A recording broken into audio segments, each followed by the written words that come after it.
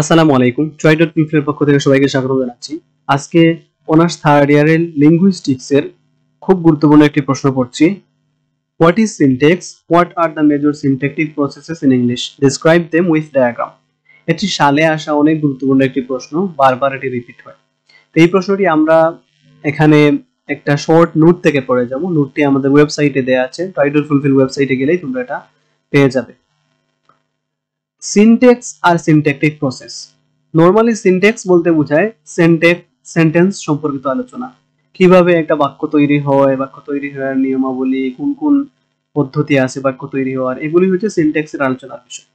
তো syntactic process বা sentence তৈরি হওয়ার প্রসেস এখানে চারটা আছে। একটা হচ্ছে রিকারশন, একটা মুভমেন্ট, আর একটা কনজয়েনিং, আর একটা এমবেডিং। এখন আমরা আমাদের মেইন আনসারে যাই। আমাদের প্রত্যেকটা আনসারের মধ্যে শর্ট পয়েন্ট দেয়া আছে। শর্ট পয়েন্ট হচ্ছে আমাদের প্রত্যেকটা পেরা মনে রাখার জন্য একটা একটা করে পয়েন্ট। তো এই প্রশ্নে আমরা শর্ট পয়েন্ট হিসেবে মনে রাখবো ডেফিনিশন প্রথম পেরাতে, পরের পেরা হচ্ছে সিনট্যাকটিক প্রসেসের সংজ্ঞা, তারপরে পেরাতে রিকারশন, এরপরে মুভমেন্ট, কনজয়েনিং, এমবেডিং। এখানে কিছু কিছু শব্দ রয়েছে যেগুলোর অর্থ আমাদেরকে জেনে রাখা দরকার। একটা হচ্ছে রিকারশন। আমরা পাবো যে সেন্টেন্স তৈরি হওয়ার একটা পদ্ধতি হচ্ছে রিকারশন। এটার অর্থ হচ্ছে পুনরাবৃত্তি। কনস্টিটিউয়েন্ট অর্থ হচ্ছে উপাদান। আমরা আইসি অ্যানালাইসিস এর প্রশ্নেও এই কনস্টিটিউয়েন্ট শব্দটা পেয়েছিলাম। গ্রামাটিক্যাল ব্যাকরণগত আমরা জানি কনজয়েনিং সংযুক্তি করা, এমবেডিং মানে লেগে থাকা, স্থাপন করা। ওকে, এখন আমরা মেইন আনসারটা এখান থেকে পড়ে যাই। আনসারটা আমাদের ওয়েবসাইটে আছে, তোমরা বের করতে পারো। Syntax is defined as a fundamental level of linguistics that studies sentence construction and helps us to understand and apply the rules for framing correct sentences in a language. Syntax হচ্ছে লিঙ্গুইস্টিক্স এর যে মৌলিক অংশগুলো রয়েছে, তবে লেভেলগুলো রয়েছে।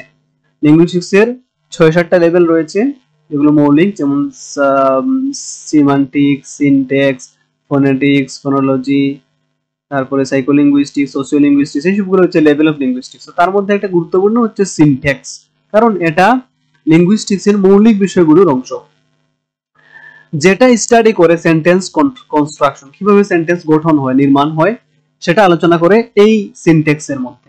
Helps us to understand apply the rules of framing correct sentences in a language, এবং এটা আমাদেরকে সাহায্য করে বুঝতে এবং প্রয়োগ করতে সেন্টেন্স তৈরির রুলগুলো। সেন্টেন্স তৈরি করতে যে নিয়মগুলো জানা লাগে, এগুলো জানতে বুঝতে আমাদেরকে সহায়তা করে, যেটার মাধ্যমে আমরা একটা ভাষায় সেন্টেন্স তৈরি করতে পারি। The basic unit of a language is the sentence, which minimally consists of a verb and a subject and maximally of a string of clauses. তাহলে এখানে বলা হচ্ছে যে একটা ভাষার বেসিক অংশটা হচ্ছে সেন্টেন্স। সেন্টেন্সের মাধ্যমেই একটা ভাষা তৈরি হয়। আর একটা ভাষার সেন্টেন্স তৈরি হতে সেখানে একটা ভার্ব হলে একটা সেন্টেন্স হয়ে যায়। যেমন গো, গো হচ্ছে একটা ভার্ব হবে, আবার একটা সেন্টেন্স হয়ে যাবে। যেমন তুমি যাও, গো, গোটা হচ্ছে একটা সেন্টেন্স। এরকম বলছে এখানে যে একটা ওয়ার্ডেই একটা সেন্টেন্স হয়ে যেতে পারে, অথবা হচ্ছে স্ট্রিং অফ ক্লোজেস, অনেকগুলো ক্লোজ যুক্ত হয়ে একটা সেন্টেন্স তৈরি হতে পারে। যেমন আমরা একটু পরে এক্সাম্পলে গিয়ে এটা পড়বো যে স্ট্রিং অফ ক্লোজেস, অনেকগুলো ক্লোজ যুক্ত হয়ে কিভাবে একটা সেন্টেন্স হয়। এরপরে আমাদের দ্বিতীয় পেরা আলোচনা করা হয়েছে যে সিনট্যাকটিক প্রসেস নিয়ে। আমি যে এখানে হ্যাশ গুলো দিয়েছি, বাংলা অর্থগুলো লিখে দিয়েছি, এগুলো কিন্তু আমরা পরীক্ষায় লিখবো না, এগুলো বুঝার সুবিধার্থে আমি লিখেছি হ্যাশট্যাগ, তারপরে বাংলা গুলো। Syntactic process transform or generate one structure into another structure. এখন সিনট্যাকটিক প্রসেস বলতে বোঝায় যে সেন্টেন্সের একটা গঠন থেকে অন্য একটা গঠনে যে ট্রান্সফারের প্রক্রিয়া আছে, সেটাই হচ্ছে সিনট্যাকটিক প্রসেস বা সেন্টেন্স ট্রান্সফারের প্রক্রিয়া। যেমন হচ্ছে কি কি এখানে ট্রান্সফার হয়, একটা যে deep structure into surface structure. এখানে অর্থ লিখে দেওয়া আছে যে অন্তর্নিহিত অর্থের বাক্য থেকে সাধারণ অর্থের বাক্য। সিনট্যাকটিক প্রসেস বলতে কি বোঝায়, সেন্টেন্স তৈরির প্রসেসও বোঝায়, আবার সেন্টেন্সের ডিপ স্ট্রাকচার থেকে সারফেস স্ট্রাকচারে পরিবর্তনকেও বোঝায়। এখন ডিপ স্ট্রাকচার বলতে কি বোঝায়, সারফেস স্ট্রাকচার বলতে কি বোঝায়, এটা আমাদের আরেকটা প্রশ্ন ছিল নেটিভ থিওরি, সেখানে আমরা বিস্তারিত আলোচনা করেছি যে আমরা যখন একটা কথা বলি, একটা সেন্টেন্স বলি, সেটার একটা নরমাল মিনিং থাকতে পারে। যেটা আমি একটা শব্দ শুনলাম, তুমি বাড়িতে যাও, এটার একটা মিনিং আছে, আমি বুঝেছি যে আমাকে বাড়িতে যেতে হবে, কিন্তু এই শব্দটার, এই সেন্টেন্সটার আবার একটা অন্তর্নিহিত অর্থ থাকতে পারে। হয়তো এই শব্দটা, এই বাক্যটা কোনো একটা কোড হতে পারে, অথবা এটার মাধ্যমে আমি কোনো অন্য একটা বিষয়ে বুঝিয়ে দিতে পারি কাউকে। এই যে অন্তর্নিহিত অন্য একটা অর্থ থাকে, এটা হচ্ছে ডিপ স্ট্রাকচার। ওকে, তো এই ডিপ স্ট্রাকচার, সারফেস স্ট্রাকচার এগুলো আমাদের টিজি গ্রামারের একটা অংশ, সেটারও লেকচার দেওয়া আছে আমাদের চ্যানেলে। এখন দেখো যে সিনট্যাকটিক প্রসেস কয় ভাবে হতে পারে। সেন্টেন্স তৈরির গঠন প্রক্রিয়া 4 ভাবে হতে পারে। একটা হচ্ছে রিকারশনের মাধ্যমে সেন্টেন্স তৈরি হতে পারে, একটা হচ্ছে মুভমেন্টের মাধ্যমে, একটা কনজয়েনিং এর মাধ্যমে, একটা হচ্ছে এমবেডিং এর মাধ্যমে। এখন এই চারটার নরমাল অর্থ আমি এখানে লিখে দিছি। রিকারশন মানে হচ্ছে জেনারেটিভ বা রিওকারেন্স, মানে জেনারেট হতে হতে, মানে পুনরাবৃত্তি হতে হতে সেন্টেন্স তৈরি হওয়া, একটা সেন্টেন্স থেকে অন্য একটা সেন্টেন্স তৈরি হওয়া। মুভমেন্ট বা ট্রান্সফরমেশন, সেন্টেন্সের ভিতরের কোনো একটা শব্দ এই জায়গা থেকে সেই জায়গায় নিয়ে অথবা উল্টাপাল্টা করে সেন্টেন্স তৈরি করা হচ্ছে মুভমেন্ট। তারপরে কনজয়েনিং, যখন হচ্ছে জয়েন হয়ে যায়, কয়েকটা শব্দ একসাথে জয়েন হয়ে যায়, সেটা হচ্ছে কনজয়েনিং। যেমন হচ্ছে আমাদের এখানে এক্সাম্পল সহ দেয়া আছে কনজয়েনিং, যখন দুইটা সেন্টেন্স কোন একটা কানেক্টরের মাধ্যমে একটা সেন্টেন্সে পরিপূর্ণ হয়ে যাবে, সেটা হয়ে যাবে আমাদের কনজয়েনিং। আর আমাদের শেষেরটা হচ্ছে এমবেডিং বা কম্বাইনিং, যখন কোনো দুইটা সেন্টেন্স ছোট হয়ে যাবে অথবা লম্বা একটা সেন্টেন্সকে সংক্ষেপে প্রকাশ করা হবে, সেটা হবে আমাদের এমবেডিং, মানে একটার সাথে আরেকটা স্থাপিত হয়ে যায়। এখন দেখি আমাদের একটা একটা করে প্রত্যেকটার ব্যাখ্যা বিশ্লেষণ। Recursion, it is the recurrence of the same element, যখন হচ্ছে সেন্টেন্সের কোনো একটা অংশ বারবার ইউজ হয়ে নতুন আরো সেন্টেন্স তৈরি করবে, সেটা হয়ে যাবে recursion. It is a generative and infinite process. Generative বলতে হচ্ছে যেটা তৈরি হতেই থাকে, ইনফিনিট যেটা কোনো শেষ নেই, তো এরকম একটা প্রসেস। তো আমরা এক সেন্টেন্স থেকে অসংখ্য সেন্টেন্স তৈরি করতে পারবো এই রিকারশনের মাধ্যমে। এখন রিকারশনটা কিভাবে হয় আমরা একটু এক্সাম্পলের মাধ্যমে দেখে নেই। এখানে প্রথম হচ্ছে এডিং অ্যাডজেক্টিভ, অ্যাডজেক্টিভ এড করে রিকারশন হতে পারে। যেমন হচ্ছে দ্য ওল্ড ম্যান একটা সেন্টেন্স, এটার সাথে আমরা যদি লিটল একটা শব্দ যুক্ত করি, দ্য লিটল ওল্ড ম্যান, একজন বৃদ্ধ মানুষ, একজন খাটো বৃদ্ধ মানুষ, ছোট বৃদ্ধ মানুষ। এরপরে আমি আরেকটা এড করলাম poor, the poor little old man. তো এই যে আমি অ্যাডজেক্টিভ ইউজ করে করে একটা সেন্টেন্সকে লম্বা করে ফেলতেছি, এটাই হচ্ছে আমাদের রিকারশন। সেন্টেন্সের পুনরাবৃত্তি হচ্ছে, নতুন নতুন সেন্টেন্স তৈরি হচ্ছে। একটা গেছে। রিকারশন রিলেটিভ প্রোনাউনের মাধ্যমে হয়। রিলেটিভ প্রোনাউন মানে হচ্ছে যে প্রোনাউন কয়েকটা সেন্টেন্সের কয়েকটা অংশকে একত্রিত করে ফেলে, অথবা কয়েকটা কথা, ক্লোজ, সেন্টেন্স এগুলোকে একত্রিত করে ফেলে রিলেটিভ প্রোনাউন। যেমন এখানে एग्जांपल দেয়া আছে, this is the cat that killed the rat that was sold by the old man who lived in the city that was on the river. তো এখানে শুধুমাত্র একটা ক্যাটের কথা বলা হয়েছে, দিস ইজ দ্য ক্যাট, এটা হচ্ছে একটা বিড়াল, এবং এই বিড়ালের সাথে রিলেটিভ প্রোনাউন এড করে করে দ্যাট, দিস এগুলো ইউজ করে করে সেন্টেন্সটাকে অনেক লম্বা করে ফেলা হয়েছে। তো এটা হচ্ছে আমাদের রিকারশন, সেন্টেন্সকে একটা সেন্টেন্স থেকে নতুন নতুন আরো সেন্টেন্স তৈরি করা। তাহলে এখানে মূল সেন্টেন্স ছিল হচ্ছে এটা, দিস ইজ দ্য ক্যাট, এটার সাথে আমরা রিলেটিভ প্রোনাউন দ্যাট ইউজ করেছি, করে আমরা আরো বাড়িয়ে দিয়েছি যে দ্যাট কিলড দ্য rat, যেটা ইঁদুর মেরেছিল, এটার সাথে আরেকটা রিলেটিভ প্রোনাউন দ্যাট লাগালাম। তারপরে হচ্ছে আরো লম্বা হয়ে যাবে, was sold by the old man, যে বিড়ালকে বৃদ্ধ একজন মানুষ বিক্রি করেছে। এখন বৃদ্ধ মানুষের পরে হু আর একটা লাগিয়ে দিলাম রিলেটিভ প্রোনাউন দিয়ে, আরো লম্বা করে ফেললাম, লিভড ইন দ্য সিটি, ওই বুড়া মানুষটা শহরে বাস করতো, আরেকটা দ্যাট লাগালাম, এখানে spelling mistake, that was on the river, যে শহরটা নদীর তীরে অবস্থিত। তাহলে একটা সেন্টেন্সকে অনেক লম্বা করে ফেলা হলো, এটা হচ্ছে আমাদের রিকারশন। এখন হচ্ছে আমাদের ডায়াগ্রাম এঁকেছি, এখানে ডায়াগ্রামটা যদি অস্পষ্ট হয় কমেন্টে জানাবে। রিকারশন লেখা এখানে, আর এখানে লেখা হচ্ছে এনপিএস, এনপিএস, এনপিএস, এনপি। এটা কেন লিখলাম এখানে? এনপি মানে হচ্ছে নাউন ফ্রেজ। একটা নাউন ফ্রেজকে আমরা যদি ভাঙি, তখন আমরা পাবো একটা নাউন ফ্রেজ আর একটা সেন্টেন্স। যেমন হচ্ছে আমি যদি হচ্ছে এই সেন্টেন্সটাকে ভেঙে ফেলি, দিস ইজ দ্য ক্যাট, তারপরে পরের অংশটা আলাদা, তাহলে দিস ইজ দ্য ক্যাটটা হবে আমার নাউন ফ্রেজ, কারণ ক্যাট এখানে আছে, ক্যাট দিয়ে একটা ফ্রেজ তৈরি হয়েছে, এটা হবে আমার এই নাউন ফ্রেজ। আর পরেরটা হচ্ছে পুরো সেন্টেন্সটা, তাহলে এই দুইটা মিলিয়ে একটা হলো, পুরোটাই হচ্ছে একটা নাউন ফ্রেজ। এই সেন্টেন্সটা এই উপরের নাউন ফ্রেজ, নিচের নাউন ফ্রেজ হচ্ছে দিস ইজ দ্য ক্যাট, সাথে আছে আমাদের সেন্টেন্স মানে পরের পুরো অংশটা। এরপরে আবার দেখলাম এই নাউন ফ্রেজকে দুই ভাগ করা হলো, একটা হচ্ছে নাউন ফ্রেজ আর একটা হচ্ছে সেন্টেন্স। যেমন হচ্ছে this is the cat that kill the rate, এটারও আমরা আনলাম একদিকে, আর দ্যাট ওয়াজ থেকে নিয়ে পরের অংশটা নিলাম অন্যদিকে। তাহলে এইটুকু হচ্ছে আরেকটা দা রেট আছে এখানে, এটা দিয়ে একটা নাউন ফ্রেজ তৈরি হয়ে গেছে এই সেন্টেন্সটা, এটা হচ্ছে নাউন ফ্রেজ। এরপরে পরের অংশটা সেন্টেন্স। এরকম যদি আমরা করতে থাকি তাহলে শুধুমাত্র noun phrase sentence, noun phrase sentence, noun phrase sentence এরকম তৈরি হতেই থাকবে। তো এটা আমরা কয়েকটা ভাগে ভাগ করতে পারবো। দিস ইজ দ্য ক্যাট এতটুকু হচ্ছে একটা noun phrase, that kill the rat আরেকটা noun phrase, that was sold by the old man আরেকটা হচ্ছে noun phrase, who lived in the city আরেকটা phrase, that was on the river আরেকটা phrase. তো এই আমাদের সম্পূর্ণ ফ্রেজগুলো। ওকে, এটা হচ্ছে আমাদের ডায়াগ্রাম, ডায়াগ্রামটা এঁকে দিতে হবে। এরপরে হচ্ছে মুভমেন্ট, মুভমেন্টের মাধ্যমে কিভাবে সেন্টেন্স তৈরি হয়। There are some process of movement of sentence constituents, সেন্টেন্সের কনস্টিটিউয়েন্ট বা উপাদানগুলো অথবা ওয়ার্ডগুলো মুভমেন্ট বা এক জায়গা থেকে অন্য জায়গায় স্থানান্তরের মাধ্যমে নতুন নতুন সেন্টেন্স তৈরি হয়। যেমন হচ্ছে দে আর ডিসকন্টিনিউয়াস, এখানে হ্যাশট্যাগ গুলো আমি দিয়েছি বোঝার জন্য, এগুলো আমরা পরীক্ষায় দেব না।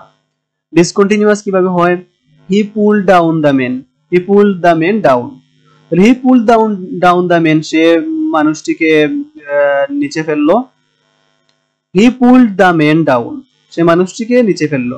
এখানে আমরা নতুন একটা সেন্টেন্স তৈরি করেছি, অর্থ টর্থ সবকিছু জায়গায় রেখে শুধুমাত্র একটা ওয়ার্ড উল্টাপাল্টা করে। এখানে আমরা দা মেনটা একসময় ছিল মাঝখানে, এটাতে গেছে শেষে, ডাউনটা এখানে ছিল মাঝখানে, এখানে এসে হয়েছে শেষে। তো এরকম উল্টাপাল্টা করে আমরা নতুন নতুন সেন্টেন্স তৈরি করতে পারি একটা সেন্টেন্স থেকে। এরপরে আসে ডিলিশন, ডিলিট করে কিভাবে তৈরি করে, ইউ ক্লোজ দ্য উইন্ডো, আবার বলা হলো ক্লোজ দ্য উইন্ডো। তো এখানে আমরা ইউটা ডিলিট করে দিলাম, ইউ না দিলেও আমাদের একটা সেন্টেন্স হয়ে যায়, ক্লোজ দ্য উইন্ডো এটাও একটা সেন্টেন্স। আবার ইউ ক্লোজ দ্য উইন্ডো যদি বলা হয় সেটাও একটা সেন্টেন্স। তাহলে এই সেন্টেন্স থেকে আমরা আরো একটা সেন্টেন্স তৈরি করলাম ক্লোজ দ্য উইন্ডো ডিলিশনের মাধ্যমে। এরপর হচ্ছে rearrangement, the door is white, is the door white. Rearrangement আমরা হচ্ছে এই সেন্টেন্সটাকে আবার নতুন করে অ্যারেঞ্জ করলাম, এখানে ছিল অ্যাসার্টিভ, এখানে ইন্টারোগেটিভ নিয়ে আসলাম। তো এই যে নতুন করে আরেকটা স্ট্রাকচার তৈরি করে ফেললাম, এটা হচ্ছে রিঅ্যারেঞ্জমেন্ট, নতুন করে আবার অ্যারেঞ্জ করলাম আরেকটা sentence, is the door white. তারপর হচ্ছে প্যাসিভের মাধ্যমে করা যায় মুভমেন্ট, যেমন হচ্ছে হি ওয়াজ ড্রাইভিং দ্য কার, এটা উল্টে চলে আসবে the car was being driven by him. তো একই সেন্টেন্স আমরা শব্দ উল্টাপাল্টা করে নতুন একটা সেন্টেন্স তৈরি করে ফেললাম। এই যে নতুন নতুন সেন্টেন্স তৈরি হচ্ছে এটা হচ্ছে সিনট্যাকটিক প্রসেস। এখন এটা একটা ডায়াগ্রাম আছে, ডায়াগ্রামটা খুবই সুন্দর এবং ছোট, এটা এঁকে দিতে পারবে, না বুঝলে কমেন্ট করবে।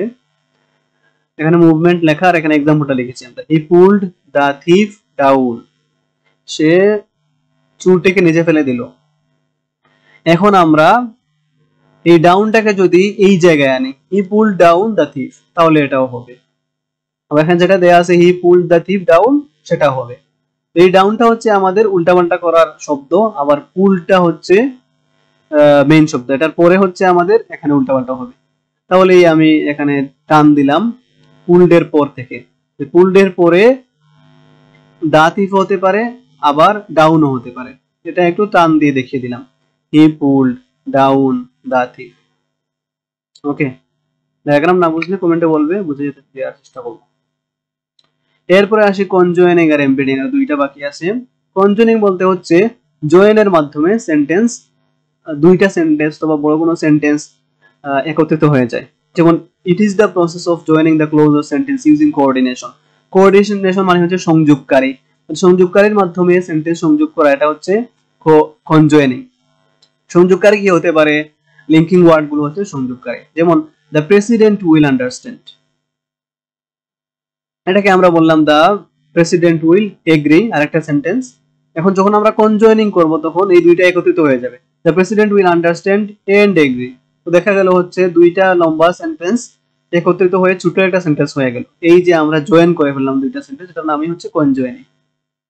এরপরে হচ্ছে insects were in the bed, insects were on the bed, I think bed spelling mistake, এখানে be the bed, insects were under the bed. এই তিনটাকে আমরা একত্রিত করে ফেললে হবে insects were in on and under the bed. তো সেন্টেন্সটা ছোট হয়ে গেল, এটার নামই হচ্ছে কনজয়েনিং। এখানে হচ্ছে ডায়াগ্রামটা আঁকবো এরকম করে, কনজয়েনিং লেখা আছে এখানে, একটা সেন্টেন্সের জন্য একটা এস লিখলাম, লেখার পরে আমরা সেন্টেন্স থেকে সরাসরি টার্ম দিয়ে নিয়ে যাব, এক্সাম্পলটা লিখে ফেলবো প্রথমে, the president will understand and agree. এখানে দ্য প্রেসিডেন্টের নিচে একটা টার্ম আসবে, আন্ডারস্ট্যান্ডে একটা, এন্ডের উপরে একটা, এগ্রি একটা। তো আমাদের এই যে এন্ডের মাধ্যমে দুইটা একত্রিত হলো, এটাই আমরা ডায়াগ্রামের মাধ্যমে দেখালাম। এরপরে আমাদের সবার শেষেরটা এমবেডিং। এমবেডিং বা স্থাপন করা, সাহিত্য করা এরকম বোঝায়। তো এমবেডিং এর মাধ্যমে কিভাবে সেন্টেন্স জেনারেট হয়? Here subordinate clause is embedded with principal clause. Subordinate clause বলতে আমরা বুঝি একটা সেন্টেন্সের যে গৌণ যে অংশটা থাকে, যখন দুইটা সেন্টেন্স একত্রিত হয়ে যাবে অথবা দুইটা ক্লোজ একত্রিত হয়ে যাবে, তখনকার যে গৌণ বা কম গুরুত্বপূর্ণ ক্লোজটা আছে সেটাকে বলা হয় সাবঅর্ডিনেট ক্লোজ। তো এটা যখন হচ্ছে মেইন প্রিন্সিপাল ক্লোজের সাথে যুক্ত হয়ে যাবে, সেটা হবে আমাদের এমবেডিং। যেমন এক্সাম্পল স্বরূপ এখানে দেওয়া আছে, the boy spoke to you, the boy is my brother. তাহলে the boy spoke to you, the boy is my brother, এখানকার মেইনটা হচ্ছে the boy spoke to you, তারপরে এটা হচ্ছে the boy is my brother. তো এই দুইটা একসাথে যুক্ত হয়ে যাবে, the boy who spoke to you is my brother, the boy who spoke to you is my brother, যে বালকটি তোমার সাথে কথা বললো সেই আমার ভাই। এখানে দুইটা সেন্টেন্স দেখা যাচ্ছে একত্রিত হয়ে গেছে, দুইটা ক্লোজ ছিল এখানে, দুইটা ক্লোজই এখন একসাথে লেগে গেছে, লেগে একটা সেন্টেন্স হয়ে গেছে, এই এমবেডেড হয়েছে দুইটা সেন্টেন্স একসাথে। এরপরে একটা এক্সাম্পল দেয়া আছে এখানে প্রিপজিশনাল ফ্রেজ দিয়ে, the house of mud is awful for its dwellers.